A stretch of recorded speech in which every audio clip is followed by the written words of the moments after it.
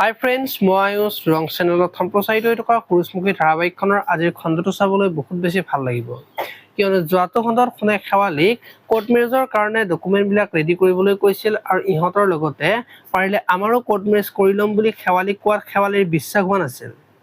আৰু মাহীয়েকে সোণ আৰু শেৱালীৰ কোৰ্ট মেৰেজৰ কথাটো গম পাই মনত বহুত বেছি আনন্দ পোৱা দেখিবলৈ পাইছিল। আজিৰ খণ্ডটোত পৰি আৰু বিজয়ৰ কোৰ্ট মেৰেজ হৈ যোৱাৰ পিছত ত্ৰিদীপ আহিব আৰু ত্ৰিদীপে পৰীক বিয়াৰ বাবে শুভেচ্ছা জনাব আৰু তেতিয়া পৰীয়ে ত্ৰিদীপক ধন্যবাদ দিয়া দেখিবলৈ পাব। এইফালে আকৌ বিজয়ে কোৰ্ট মেৰেজ কৰা কথাটো মাকৰ আগত ক'ব আৰু তেতিয়া মাকৰ খং উঠিব আৰু মাকে এতিয়া মোক কিয় কৈছা, নকলেও হ'ল হয়, পৰীৰ কাৰণে মোক পাহৰিলা, এতিয়া তোমাৰ লগত মোৰ কোনো সম্পৰ্ক নাই বুলি ক'ব আৰু তেতিয়া অনুস্মিতাই মাকক খং নকৰিবলৈ বুজাই থাকিব আৰু তেতিয়া মাকে অনুস্মিতাক তোমাৰ কাৰণে বিজয় যি বেয়া হ'ল বুলি ক'ব আৰু তেতিয়া বিজয়ৰ খং উঠিব আৰু অনুস্মিতাক ঘৰৰ পৰা লৈ যোৱাত দেখিবলৈ পাব। আনফালে আকৌ পৰীৰ কোৰ্ট মেৰেজ হৈ যোৱাৰ কাৰণে অংশুহঁতৰ বহুত বেছি ভাল লাগিব আৰু ঘৰত গোটেইবিলাকে মিলি একেলগে চাহ খাই থকা দেখিবলৈ পাব।